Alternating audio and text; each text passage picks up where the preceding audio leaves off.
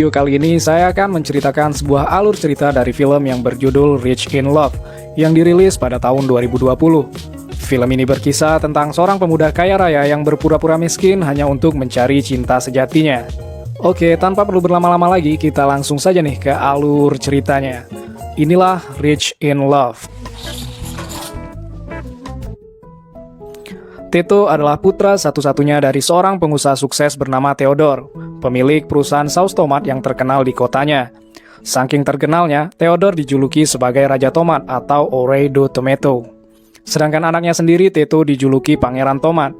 Tito yang sematawayang selalu dimanjakan oleh ayahnya. Bisa dikatakan semua keinginannya selalu dipenuhi, tanpa mengharuskannya untuk bekerja keras. Kehidupan Tito dapat dikatakan sangat baik, dikelilingi dengan kemudahan dan uang serta wanita. Karena ketampanannya dan kekayaan ayahnya, maka banyak wanita yang selalu datang menghampiri dan merayunya, membuatnya terbiasa untuk berganti dari satu wanita ke wanita yang lainnya. Kebiasaan buruk itu ternyata membuat ayahnya menjadi khawatir.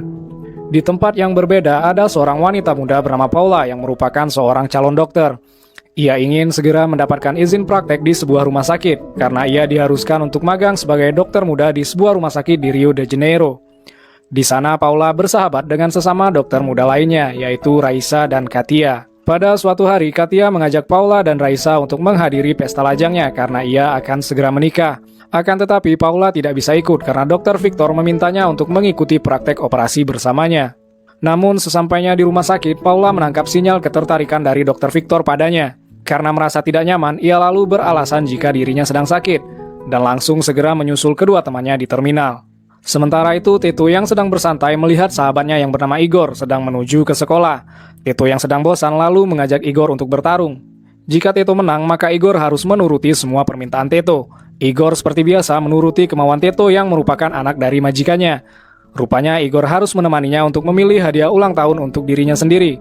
Dengan mencoba sebuah mobil mewah yang ditaksir oleh Tito, kedua anak muda ini terus memacu kecepatan mobil, hingga menyebabkan mereka dikejar oleh mobil polisi. Mereka lalu diberhentikan oleh polisi wanita tersebut, dan tak lama dibiarkan pergi setelah polisi wanita itu sempat merayu Tito. Sorenya, Tito mengikuti kemauan ayahnya untuk datang ke pabrik. Ia merayu ayahnya untuk menghadiahkannya mobil pilihannya. Namun ayahnya memiliki opsi lain untuk hadiah ulang tahun Tito. Ayahnya ingin ia bekerja di perusahaan miliknya. Di sana Tito dikenalkan dengan Monique, wanita muda yang menjabat sebagai eksekutif junior di perusahaan itu. Ia lulus karena menjadi kandidat magang terbaik. Rencananya Monique akan membimbing Tito selama di perusahaan itu.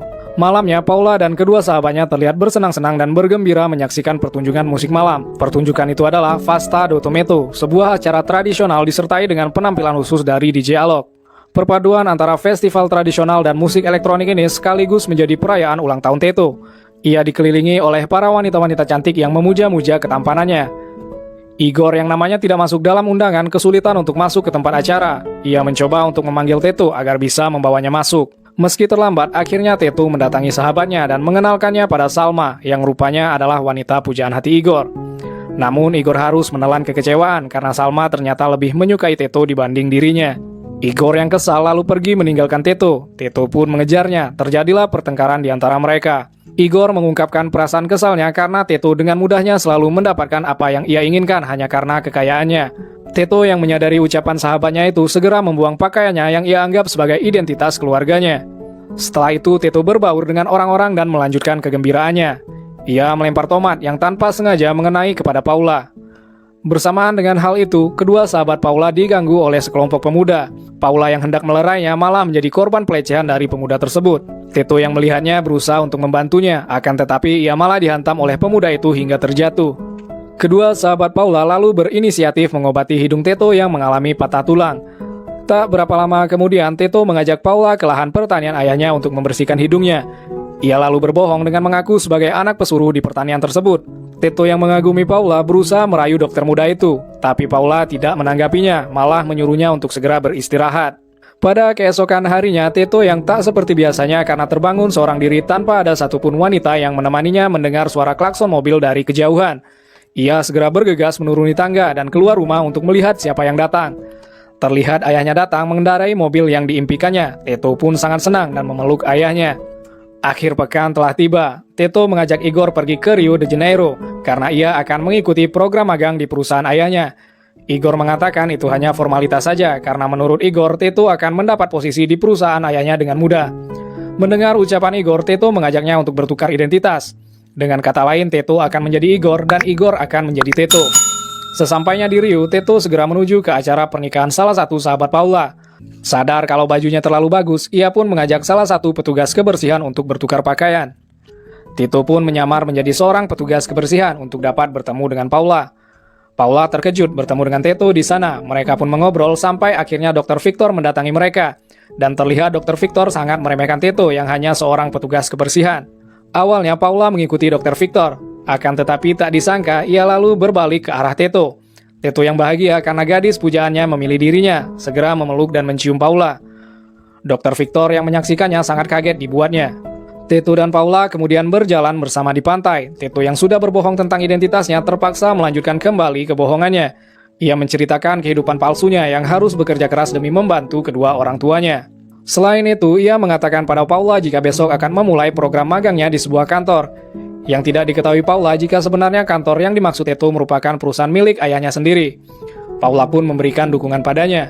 Pada keesokan paginya, Teto bersama-sama dengan Igor mendatangi kantor cabang dari perusahaan milik ayahnya. Di lobi tanpa sengaja mereka bertemu dengan Monik. Di sini Teto tahu kalau ternyata Monik dipecat dari perusahaan ayahnya. Singkat cerita, perkenalan sebagai peserta magang pun dimulai. Mereka berdua melanjutkan bertukar peran, sehingga Igor mendapatkan perhatian lebih dari para karyawan di sana. Karena karyawan di sana mengira kalau Igor adalah Teto, anak dari pemilik perusahaan. Dan sebaliknya, Teto yang kini berstatus sebagai Igor justru sering mendapatkan hukuman karena tidak mampu melakukan pekerjaannya. Sedangkan Igor selalu mendapatkan pujian dari Alana, seorang karyawan senior di sana. Teto yang kesal memutuskan untuk menelpon Monik dan memintanya untuk bertemu. Setelah bertemu dengan Monik, ia lalu menceritakan masalahnya dan meminta bantuan padanya. Monik setuju, namun ia meminta bayaran mahal karena Monik memiliki banyak kebutuhan yang harus dipenuhi. Salah satunya biaya dokter untuk kakaknya. Keesokan harinya, Teto menemui Paula di sebuah rumah sakit. Ia meminta tolong pada Paula untuk dapat memeriksa kakak Monik. Setelah diperiksa, Monik memintakan resep obat, akan tetapi Paula tidak bisa memberikannya karena ia masih berstatus sebagai dokter magang. Monik yang mendengarnya merasa kecewa dan mengungkapkan kekesalannya pada Teto. Teto lalu memberikan imbalan tambahan yaitu mobil barunya pada Monik jika ia berhasil membuatnya menjadi karyawan tetap. Paula yang mencoba untuk menolong Monik lalu membuatkan janji untuk memeriksakan kakaknya di rumah sakit.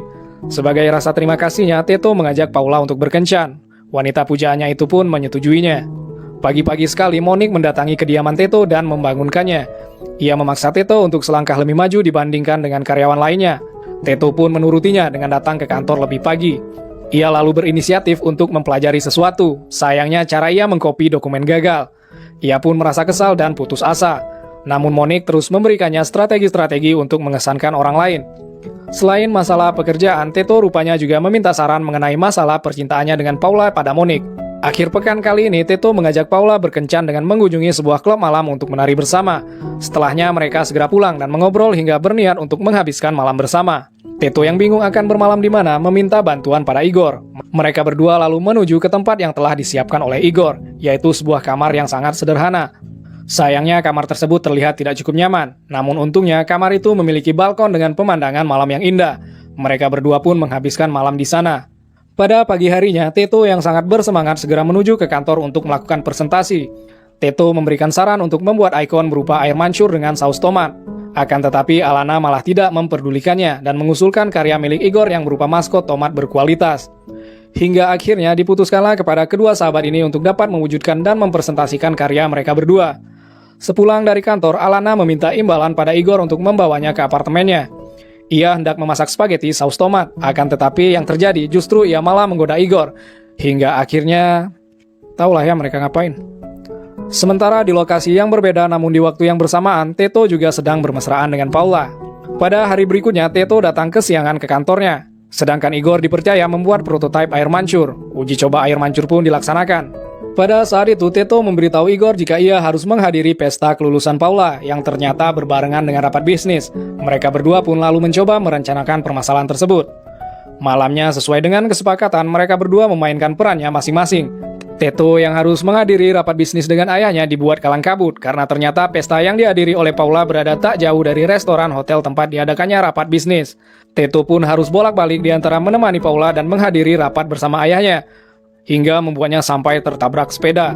Paula yang melihatnya langsung panik dan berlari untuk membantunya. Namun celakanya Teto meminum minuman berisi obat penenang yang diberikan oleh Raisa, yang rencananya akan diberikan untuk Dr. Victor. Hal itu membuatnya menjadi semakin bertambah kacau. Sampai tibalah waktunya Teto untuk melamar Paula dengan sebuah lagu. Teto yang bersemangat terus berjalan mundur tanpa mengetahui jika ia menginjak api unggun. Salah satu bagian celananya terbakar, membuatnya segera ke pinggir pantai dengan ditemani oleh Paula untuk memadamkan apinya dengan air laut. Lalu saat kembali bertukar pakaian dengan Igor di toilet hotel, tiba-tiba ayahnya masuk dan melihat keadaan keduanya yang hanya mengenakan pakaian dalam saja. Ayahnya yang tidak tahu menahu langsung salah paham dengan kejadian tersebut. Ayahnya lalu mengatakan jika ia tidak dapat mempercayai Teto lagi, dan pergi tanpa mendengar satupun penjelasan dari anaknya tersebut. Pasrah, Teto lalu pergi menemui Paula yang telah lama menunggunya di luar. Akan tetapi rupanya Paula telah mengetahui semua kebohongan Teto dari seorang wanita yang mengenal Teto. Paula pun marah besar dan meninggalkannya. Tepat ketika akan mengejarnya, Teto merasakan kepalanya berputar dan ia pun jatuh pingsan. Pada keesokan harinya, Teto yang merasa sudah tidak sepaham lagi dengan ayahnya akhirnya pergi dan menumpang di rumah Monique. Teto lalu berusaha untuk menjelaskan semuanya kepada Paula. Namun ia terlambat karena Paula telah memutuskan untuk menjadi sukarelawan di Amazon. Sehari setelahnya tibalah hari yang dinanti-nantikan.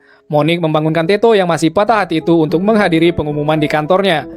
Acara yang diselenggarakan untuk mengumumkan hasil penilaian dan pengangkatan sebagai junior eksekutif. Namun hasilnya tak disangka-sangka karena Teto serta Igor sama-sama berhasil mendapatkan posisi tersebut. Keduanya pun menuju ke depan untuk menerima penghargaan itu. Namun pada saat di podium untuk memberikan pernyataan, Igor malah mengatakan jika putra dari Theodore yang sebenarnya adalah Teto. Alana yang mengetahuinya merasa bersalah dan meminta maaf pada Teto atas segala perbuatannya yang merugikan Teto. Namun Alana juga meminta penjelasan dari Igor, hingga ia pun mengejar mereka berdua sampai ke parkiran. Igor pun menjelaskan semuanya. Alana yang telah jatuh hati kepada Igor mengatakan bahwa ia mencintai Igor apa adanya, yang disambut dengan sukacita oleh Igor karena cintanya kali ini tidak lagi bertepuk sebelah tangan. Namun masalah baru muncul mengenai kepemilikan mobil, karena Teto sempat ingin menyerahkannya pada Monique sebagai imbalan jika ia berhasil mengajarinya dan membuatnya menjadi karyawan di perusahaan ayahnya. Sedangkan di sisi lain, ia juga berjanji pada Igor akan memberikan mobil itu padanya. Hingga akhirnya Teto memiliki ide untuk menjual mobil tersebut, yang kemudian uangnya dapat digunakan untuk membuat usaha mereka bersama-sama. Monique dan Igor yang mendengarnya langsung menyetujui ide Teto itu. Tak terasa setahun telah berlalu. Terlihat Teto sedang berjalan menuju rumah Monique. Ia masuk ke dalam rumah yang ternyata malah mendapatkan pesta kejutan dari semua orang yang ia kenal. Orang-orang yang menyayanginya itu pun satu persatu mengucapkan selamat ulang tahun pada Teto, sekaligus menyelamati keberhasilan perusahaannya yang dibangun bersama Monique dan Igor, serta dibantu oleh Alana yang kini telah menjadi istri dari Igor. Namun tidak cukup sampai di situ, kejutan lainnya menanti Teto di balik pintu. Rupanya Paula telah kembali. Teto pun segera berterima kasih pada Paula karena mengubahnya menjadi seseorang yang lebih baik dan berguna bagi banyak orang. Teto lalu memberikan banyak tomat segar kepada Paula. Wanita pujaannya itu lalu menempelkan tomat tersebut pada Teto. Mereka berdua tertawa bahagia dengan pemandangan hamparan tanaman tomat di atas atap seluruh kota. Dan film pun berakhir. Sekian alur cerita dari film Rich in Love. Semoga teman-teman semua suka dengan videonya.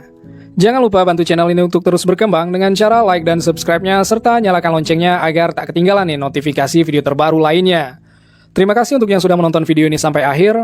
Have a nice day and bye-bye.